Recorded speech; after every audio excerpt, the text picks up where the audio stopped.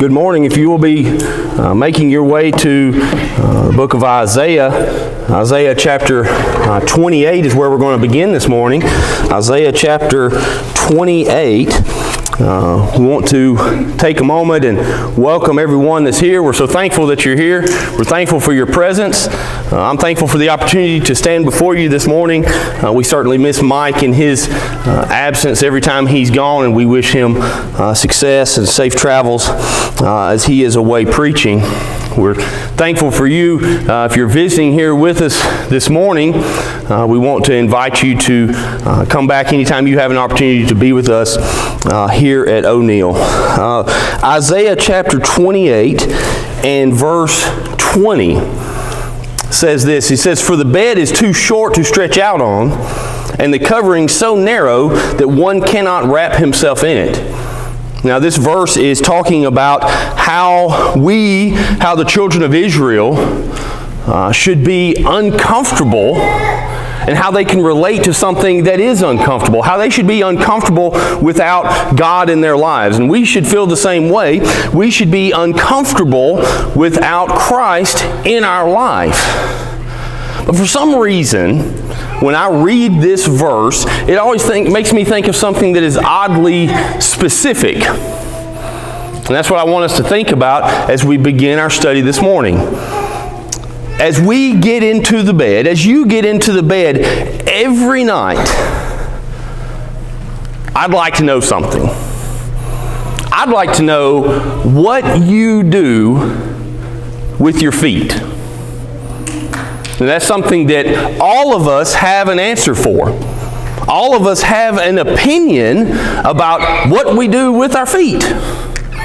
You might even have a pretty strong opinion about that. You see, some of us like to make sure that the covers stay nice and tucked in, and we can snuggle our feet down nice and warm down under the covers. And the rest of us do it the right way, where we kick those covers off, where we can get at least one, if not both, of our feet out from under the covers as we go to sleep. Now, I'd like for us to think about that question. I want you to think about your answer. We're going to come back to that question in just a little while. This morning, we're going to be talking about feet.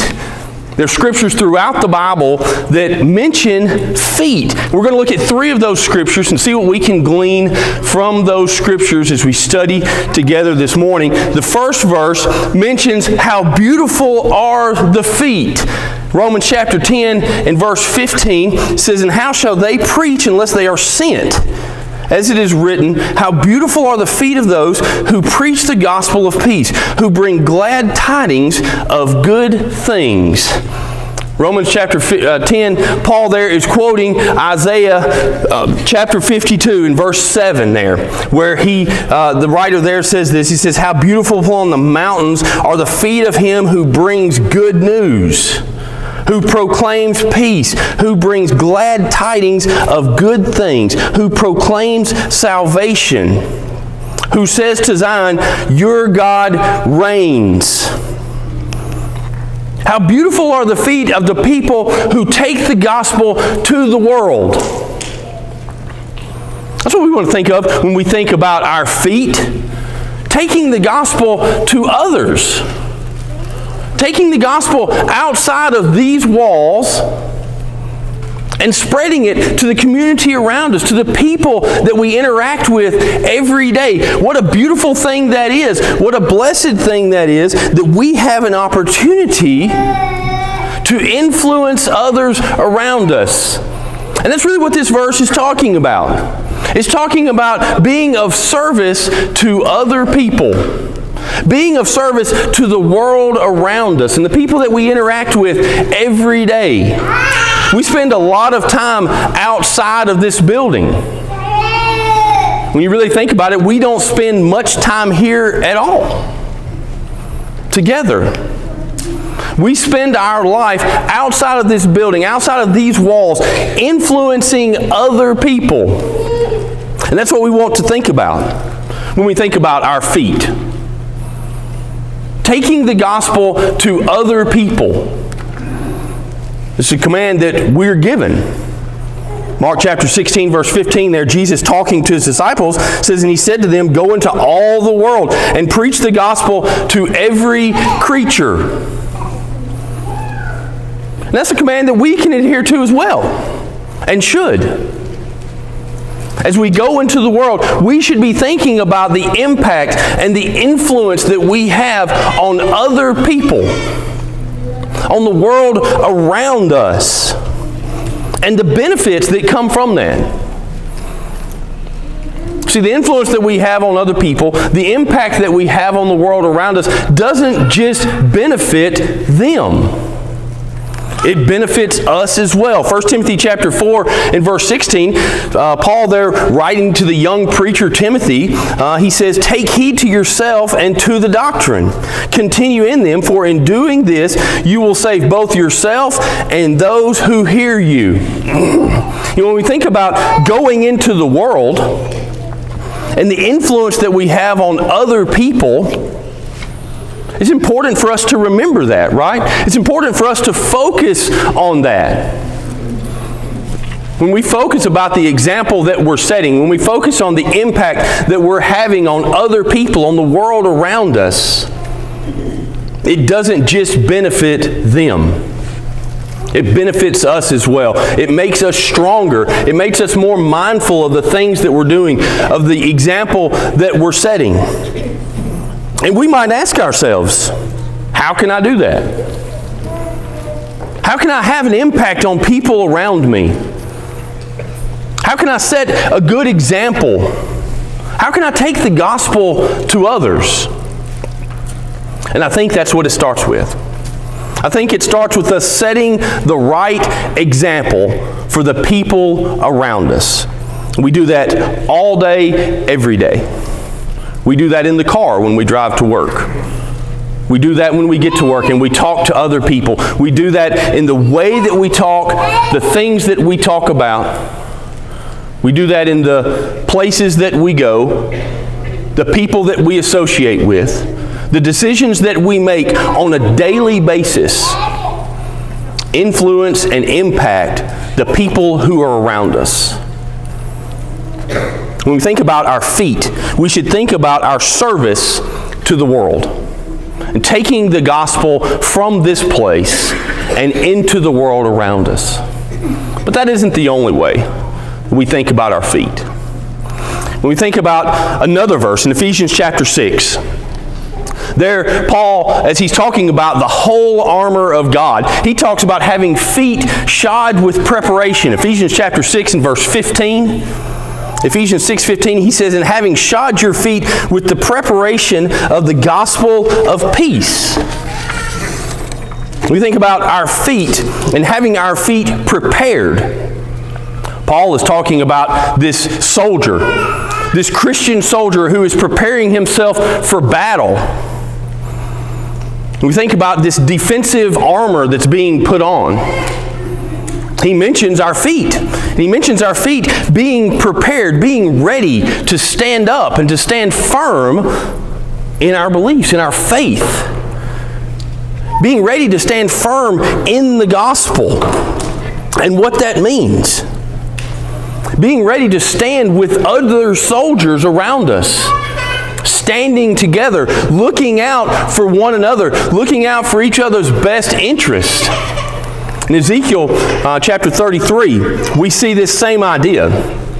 Ezekiel 33, verses 6 through 9, it says, but if the watchman sees the sword coming and does not blow the trumpet, and the people are not warned, and the sword comes and takes any person from among them, he is taken away in his iniquity, but his blood I will require at the watchman's hand.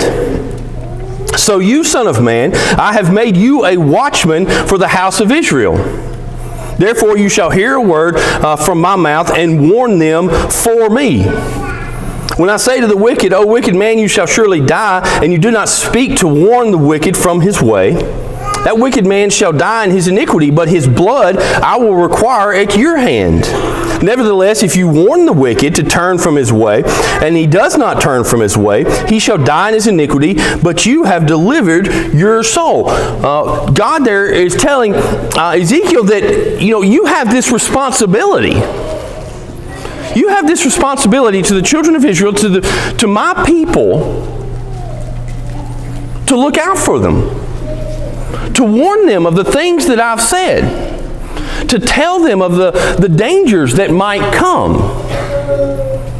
And we can take this same responsibility when we think about our feet. We don't just take the gospel to the world. We don't just serve the world, but instead also we serve fellow Christians. We serve each other here. And that's important. It's important for us to look out for one another. Galatians chapter 6 and verse 1 says, "Brethren, if a man is overtaken in any trespass, you who are spiritual, restore such a one in a spirit of gentleness, considering yourself, lest you also be tempted." When we think about being a Christian and what that means to us, the people that give us the most support and the people that we should give the most support to, those people are sitting here this morning. The people around us are the people that we should consider. We owe service to fellow Christians. We should be doing everything we can to help each other. Sometimes when we come together, I think we get lost in me. What am I going to get out of service? What do I wish we would do differently? What do I wish, we would do this or that? We only think about ourselves in worship. But that's not the way we should feel. Hebrews chapter 10 verse 24 says, "Let us consider one another." In order to stir up love and good works, we're to be helping each other. We're to be considering one another in everything that we do. We think about all of the encouragement that we need. You think about the impact that we have on the world. You think about the influence that we have in the world. We should also think about that impact we have here. If we took a moment and just looked around this room this morning, the people that are here are some of the most important people in your life. The people that are here with you this morning are people that are going to influence you. They're people that are going to have an impact on your life. The people that are here are going to help you get to heaven. But something that we should consider is that when everyone else looks around, they see you. We also are that person. We may be that person to one other person. We may be the person that influences them. We may be the person that has the most impact on their life. And that's what we should consider. When we think about other people, service doesn't just go out into the world. We don't just impact and influence people in the world. We impact and influence people here this morning. We think about all the ways that we do that and the reason that we do that. Ephesians chapter 4 verse 25 says, "Therefore put away lying. Let each one of you speak truth with his neighbor, for we are members of one another."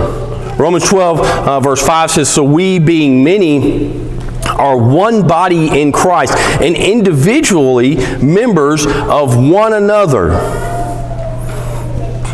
That's what we are. We are one together. And when we think about the influence that we have that together. We have that influence with one another. And we should always be focused on that, on the part that we're taking to encourage others, to build each other up. But how do we do that? How do we encourage one another? How do we build someone up? Well, the first way that we do that is we're here. We're here and we take an active part in worship together. people are watching you. People are watching me. And if they see that I'm not involved in worship, we may have influence over them. We may have an impact on their worship. We should take that seriously. But worship isn't the only way that we impact each other, that we have influence on one another. There's other ways. I wonder if we could ever send a text of encouragement to someone else. Brother Jeff could do that. I wonder if we could ever call and encourage someone, or maybe wish somebody a happy birthday. Brother Tommy, Sister Shirley could do that. I wonder if we could ever go visit somebody that's maybe in the hospital or the nursing home. Brother Guy could do that. Could we write a letter? Could we send somebody a card of encouragement? Send somebody a card telling them that we're thinking about them, and we're sorry for the difficult time that they're going through. Sister Betty could do that.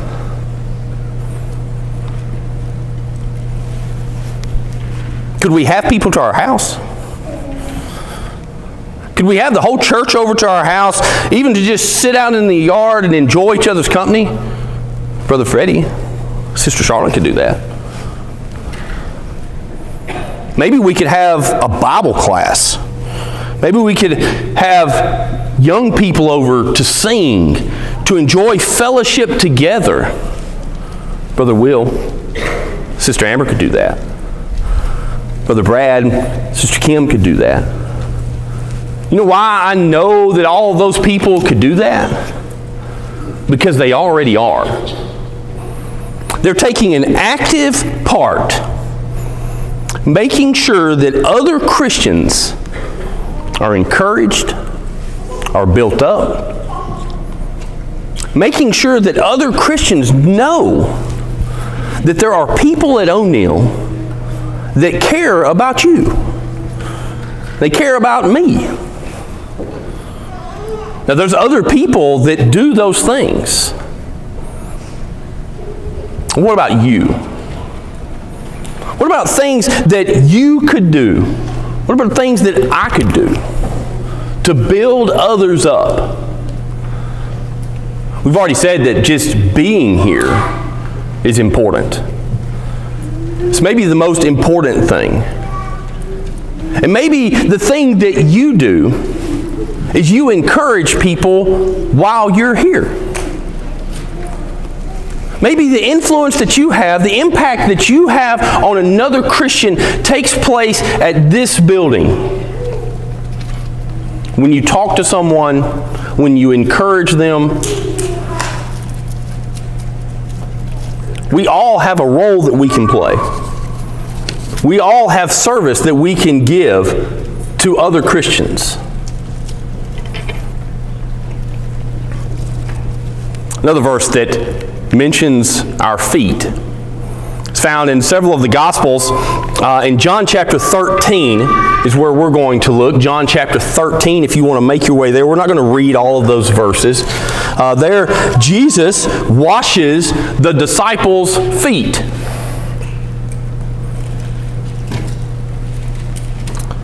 John chapter 13, Jesus there is having the Last Supper with his disciples. And in verse 4, Jesus gets up from supper. And it says this, John 13, verse 4. It says, Jesus rose from supper, laid aside his garments, took a towel and girded himself. After that, he poured water into a basin and began to wash the disciples' feet and to wipe them with the towel with which he was girded. So we see Jesus washing the disciples' feet, this great act of humility as he does this for his disciples. He then sits back down once he's finished, and we'll skip down to verse 12. It says, so when he had washed their feet, taken his garments and sat down again, he said to them, do you know what I've done to you? You call me teacher and Lord, and you say, well, for so I am. If I then, your Lord and teacher, have washed your feet, you also ought to wash one another's feet. For I've given you an example that you should do as I have done to you. Most assuredly, I say to you, a servant is not greater than his master, nor is he who is sent greater than he who sent him. If you know these things, blessed are you if you do them. Now, we could spend time talking about whether or not we need to be washing each other's feet. But I think the bigger picture here is that this is an example of service. This is an example of service to someone else, no matter who you are. In the example that's given here, we learn something about the people that are interacting together. And that is that no one is left out. Whether it's the people being served or the person doing the serving. In fact, it tells us something very specific about the person that is doing the serving. And that's that there is strength in service. I want you to think about the strongest Christian you know. Maybe they're sitting in this building. Maybe they're not. But I want you to think about the strongest Christian that you know.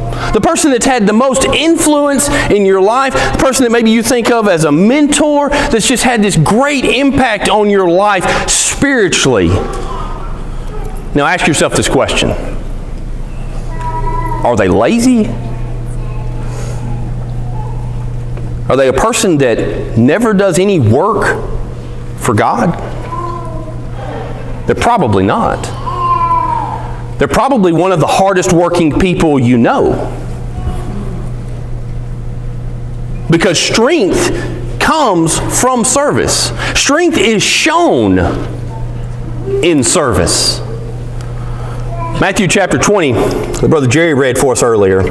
Verses 25 through 28 says, But Jesus called them to himself and said, You know that the rulers of the Gentiles lord it over them, and those who are great exercise authority over them. Yet it shall not be so among you. Let him be your servant. And whoever desires to be first among you, let him be your slave. Just as the Son of Man did not come to be served, but to serve, and to give his life a ransom for many. And what's being said is that the world has it wrong. When we look out at the world and we see someone who's great and powerful, we think of the assistants and the servants and the people that tend to them and do all these things for them. Christ says, that's not the way we are. That's not the way you're to be. You're to be a servant to all. We're to serve everyone. We serve the world. We take the gospel out into the world. We serve each other as we build each other up and encourage. And in doing so, we serve God by being obedient to Him. And we all benefit from it. John chapter 13, verses 34 and 35 says, A new commandment I give to you, that you love one another. As I have loved you, that you also love one another. By this all will know that you are my disciples, if you have love for one another. The world will notice when we love each other. The world will notice when we are in service to them. The world will notice when we have a positive impact on them, when we're setting the right example for them.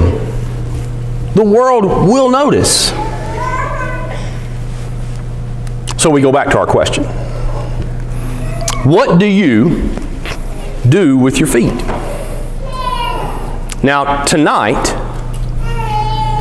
and every night for the rest of your life, you're going to answer that question. You're going to get into your bed and you're going to make a decision about what you do with your feet. Every day, we also make a decision about the service that we give. Whether or not we're going to take the gospel into the world and be a service to the world. Whether or not we're going to do something to encourage or build up a fellow Christian in service to them. Whether or not we're going to live obediently to God in service to Him. I hope every night when you kick those covers off and stick at least 1 foot out, you think about that decision with your feet. If you're here this morning and you are not a Christian, you believe that Jesus Christ is the Son of God and you wish to be baptized for the forgiveness of your sins, we would invite you. If you're here and you are a Christian, you have some public sin that you need to make correction of, if there's any way that we can assist you, we would invite you to come forward while the rest of us stand and sing.